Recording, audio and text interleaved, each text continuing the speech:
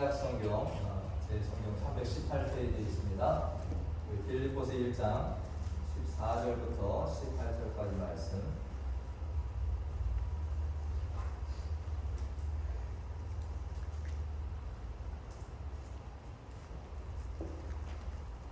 다 찾을 줄 알고 우리 말씀을 함께 읽겠습니다. 빌립보서 1장 14절에서 18절까지 우리 앞에 화면 보시고 함께 읽으셔도 됩니다. 함께 읽겠습니다.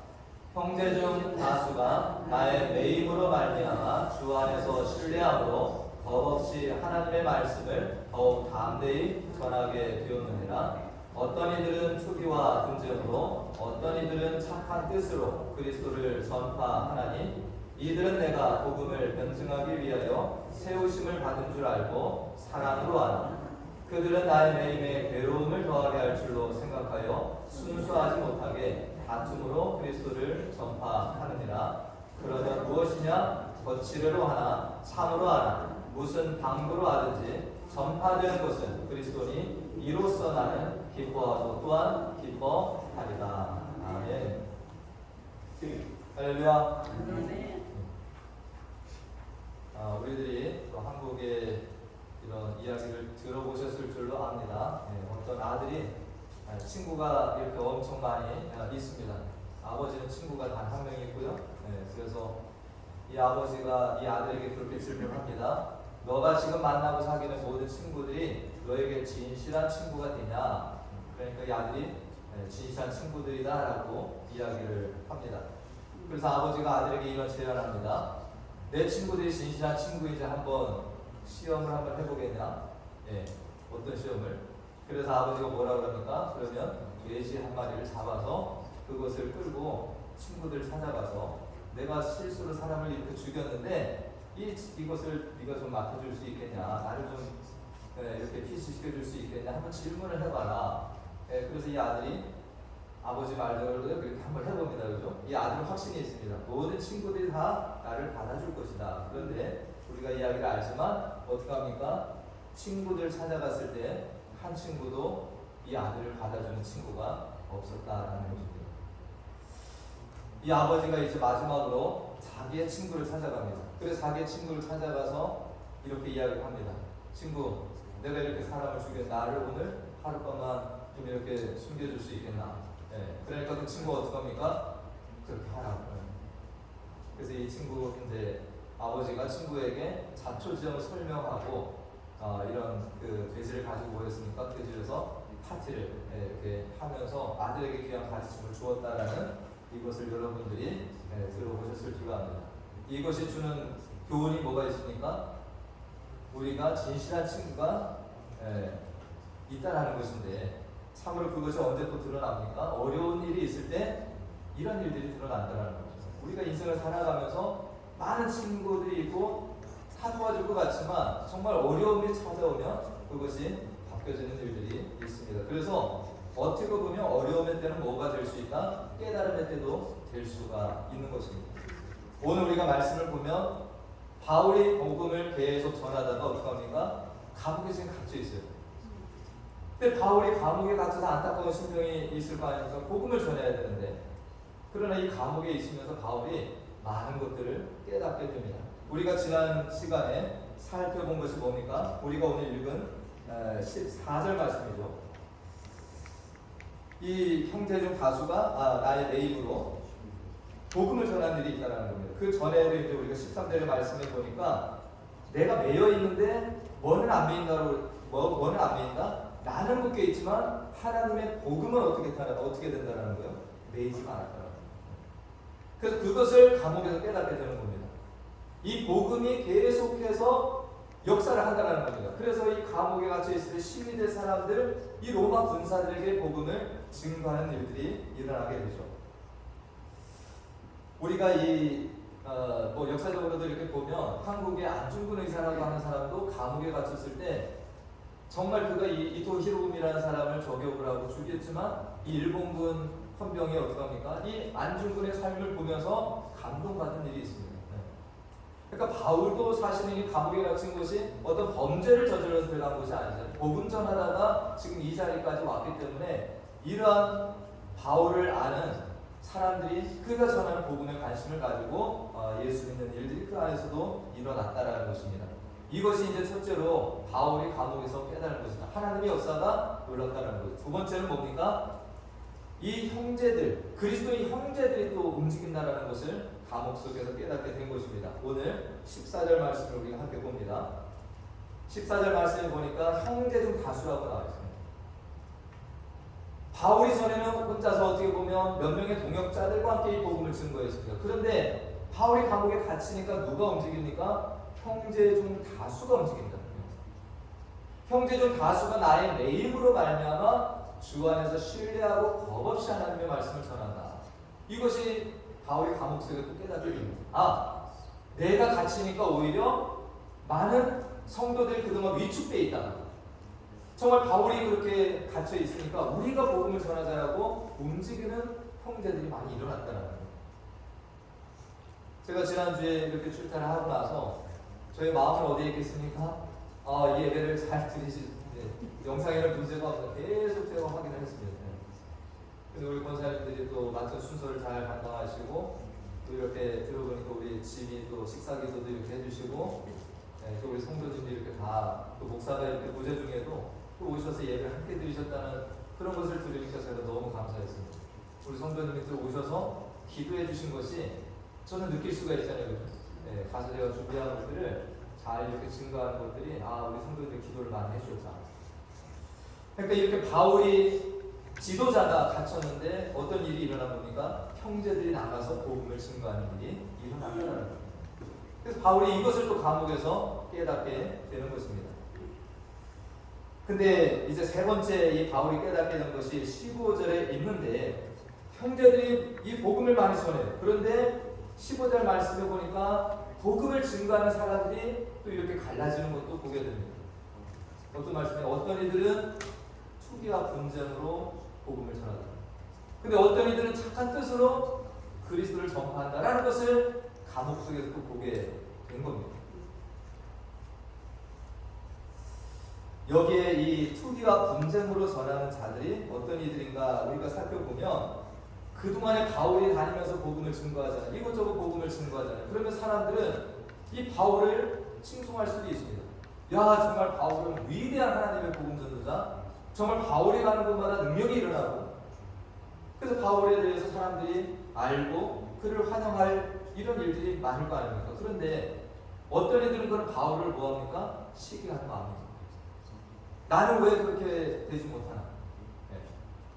그랬는데 이 바울이 뭐합니까? 감옥에 갇히니까 이때는 뭐라고 생각을 하는 거예요? 이제 내가 바울이 그렇게 가졌던 일들을 내가 경험할 수 있겠다. 그래서 열심을 내서 복음을 전하는 일들도 있다는 거예요. 그래서 그것은 투기와 분쟁으로 복음을 전하는 자들이 된다는 거죠. 저도 뭐 목회를 이렇게 길게 하지 못했습니다. 선배 목사는 30년, 40년 이렇게 하시는 분들에 비해서 저는 부족합니다. 그렇지만 저도 이 짧은 목회를 이렇게 하면서 이런 일들을 보게 돼요. 바울은 교회가 있는 곳에 가서 복음을 전했나요? 안 전했나요? 안 전하잖아요. 근데 지금 한국의 실정이 어떻습니까? 한 건물 안에 교회가 또 들어서고 또 들어서고 이런 일들이 일비재하게 일어나는 일들이 있습니다.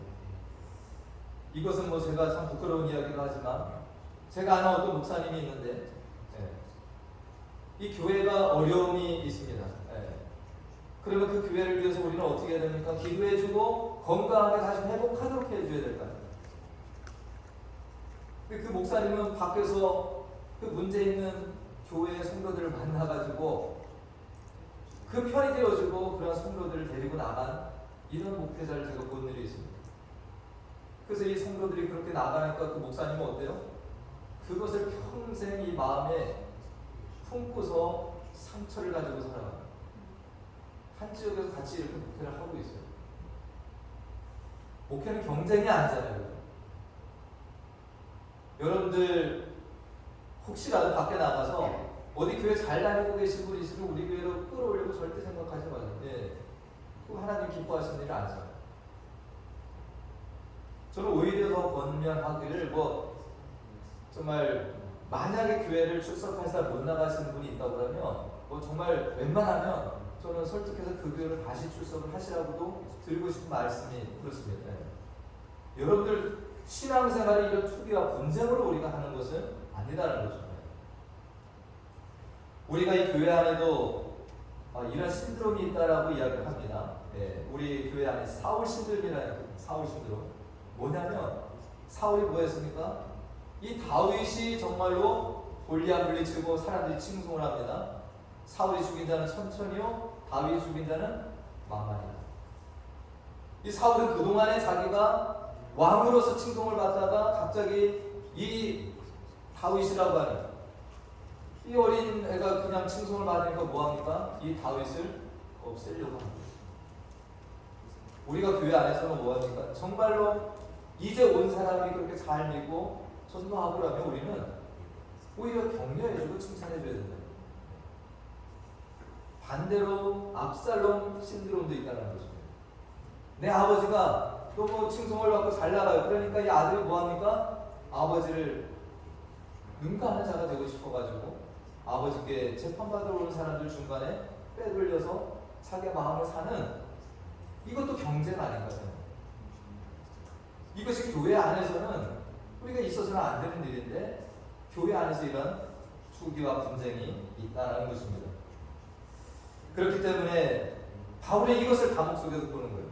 정말 자신이 갇히고 나서 형제 중 다수가 복음을 열심히 전하는데 이런 일로 복음을 전하는 자들이 있다. 그래서 그들을 어떻게 설명하고 있냐면 17절입니다. 오늘 17절 말씀에 그들은 이라는 거죠.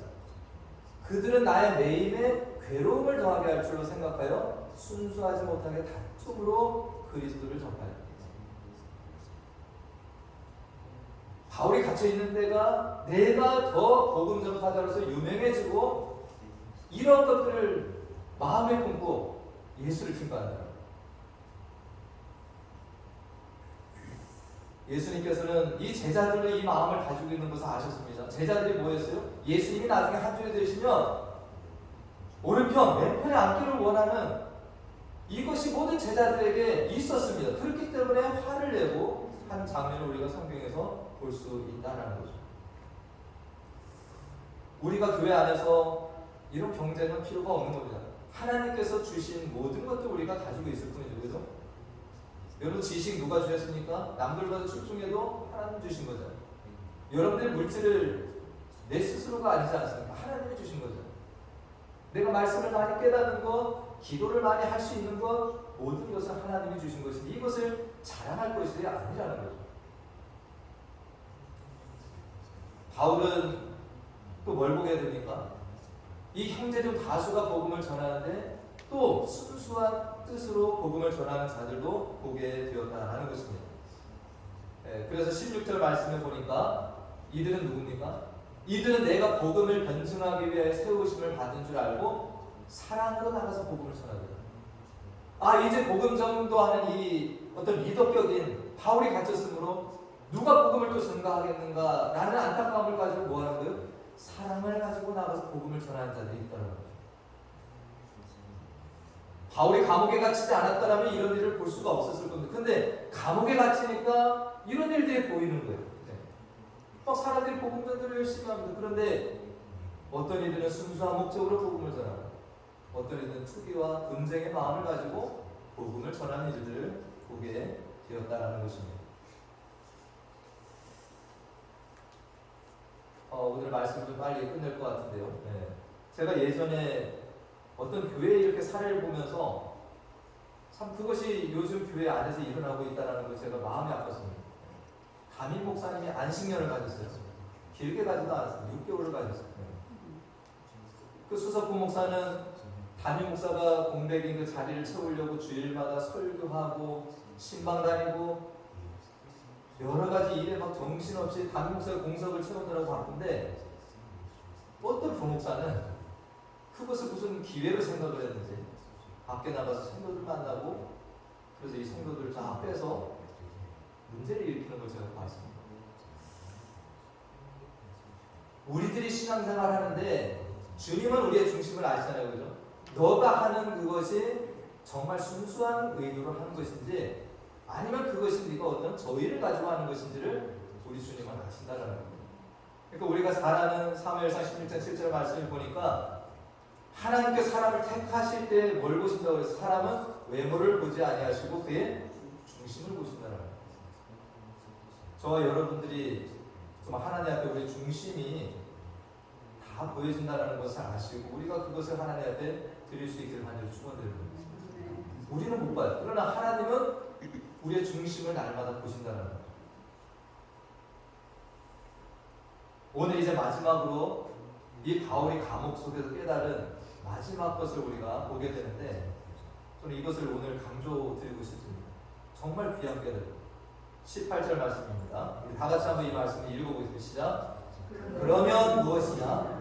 거칠으로 하나 참으로 하나 무슨 방도로 하든지 전파되는 것은 그리스도니 이로써 나는 기뻐하고 또한 기뻐하리라. 아멘. 제가 이 말씀을 계속 묵상하면서 회개했습니다. 제가 많이 회개를 했습니다. 그래서 여러분들에게 이 말씀이 좀 같이 공감되시기를 원해요. 바울도 사람입니다. 그죠? 내가 감옥에 갇혔다고 이것을 기뻐하는 사람들이 있어요. 이것을 기회로 삼고 바울을 능가하는 복음 전도자가 되기 위해서 열정을 가지고 하는 사람들이 있어요. 이런 사람들을 생각할 때 바울은 인간적으로 불편한 마음이 있을 수 있을까요? 없을까요? 있죠. 바울이 사람인데 그 중에는 바울을 잘 따랐던 사람들이 있을 수 있습니다. 근데 바울은 그런 마음을 지금 전혀 갖고 있지 않습니다. 뭐라는 거예요? 거칠애로 하든지 그 사람이 정말로 참으로 하든지 중요한 건 뭐라는 거예요? 예수 그리스도가 그들을 통해서 전파된다라는 것을 바울은 기뻐한다는 거예요. 할렐루야.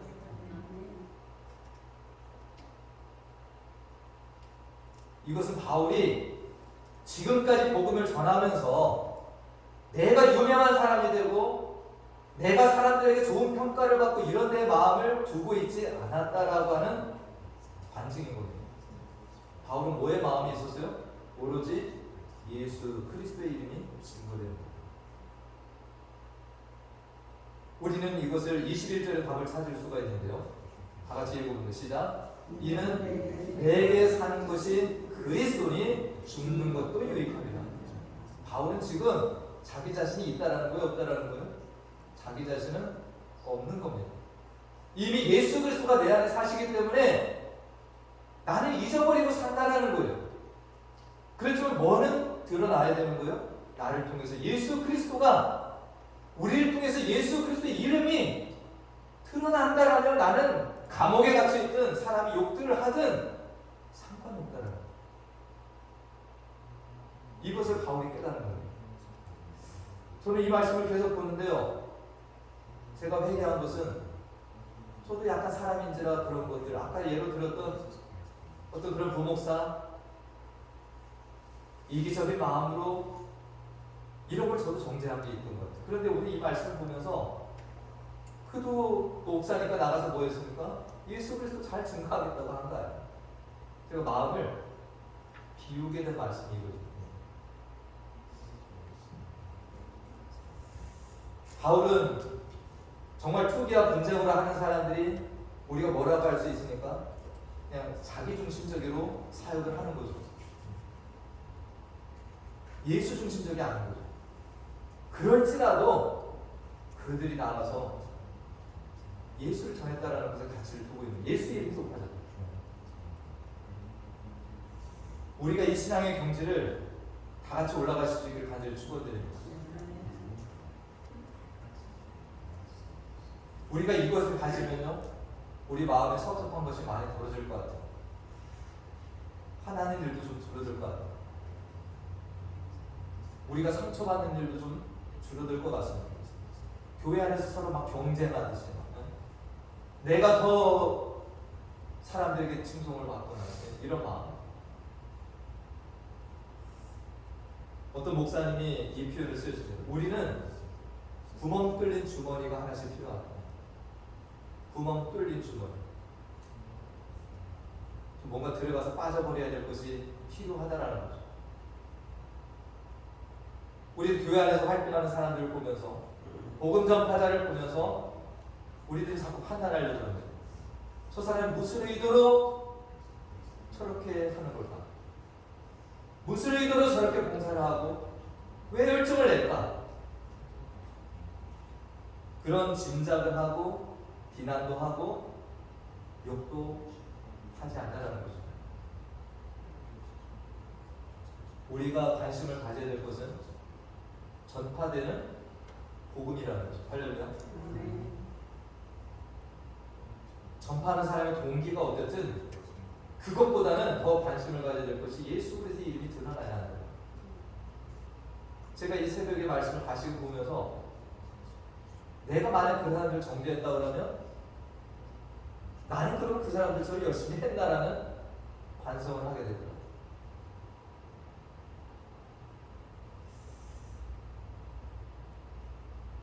우리가 정말 어떤 사람이 뭐 어떤 뜻을 가지고 뭐 열심을 내서 자기 이익을 찾는다 할지라도 예수를 증거한다면 우리는 뭐 해야 됩니까? 그 사람 보지 말고 뭐 봐야 돼요? 예수가 그 사람을 통해 드러나요. 이단은 아닙니다. 이단.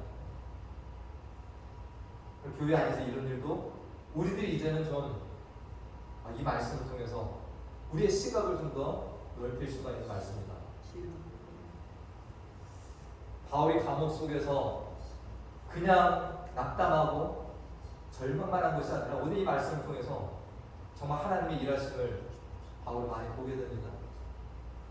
정말 내가 감옥에 갇혔지만 복음이 12대 사람들에게 전파도 되고, 내가 갇혔는데 형제들이 나가서도 복음을 전하는 것들을 보게 되고, 어떤 이는 투기와 분쟁으로, 어떤 이는 착한 뜻으로. 근데 맨 마지막에 이 말씀, 거치대로 하나, 참으로 하나, 예수 그리스도가 드러난다면 나는 그것이 기쁘다.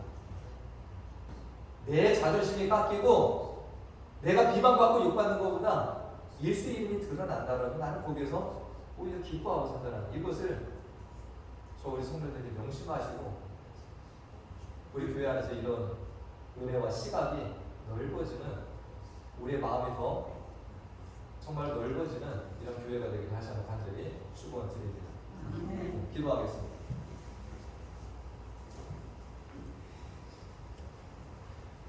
하나님,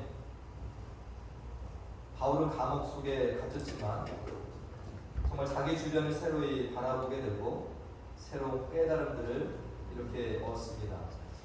자신은 갇혀있지만 주의 복음은 오히려 전진하여서 로마 12대 군인들에게 복음이 전달되고 여러 성도들이 더 담대함을 가지고 복음을 전하는 것도 보게 됩니다. 또 형제 중 다수는 또 투기와 분쟁으로 복음을 전하는 자들, 또 순수한 마음으로 복음을 전하는 자들이 있지만 바울은 이런 일로 인하여서 상처받거나 불을 내거나 하지 않고 오히려 예수님이 전파되는 것으로 기뻐하고 있습니다. 우리도 이 말씀을 보면서 또는 기도하는 중에 또 고난 중에 있다 할지라도 이러한 하나님의 놀라운 뜻들과 일하심을 바라보는 은혜가 있게 하여 주시옵소서.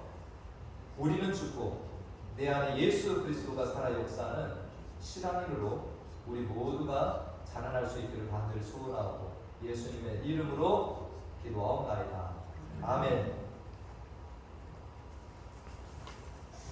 같이 일어나셔서 나의 등 뒤에서 함께 찬양하시고 축도로 예배를 마치겠습니다.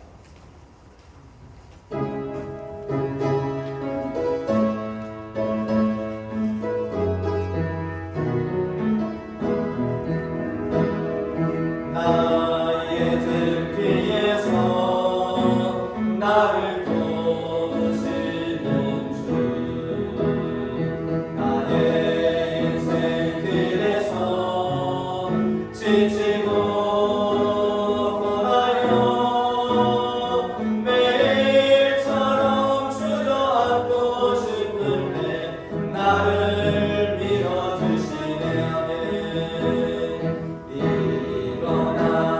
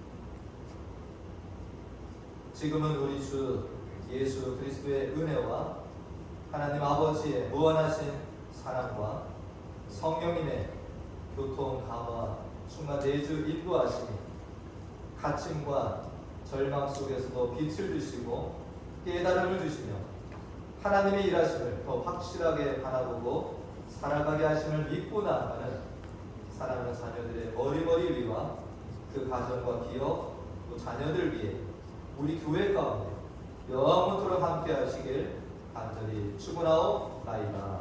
아멘.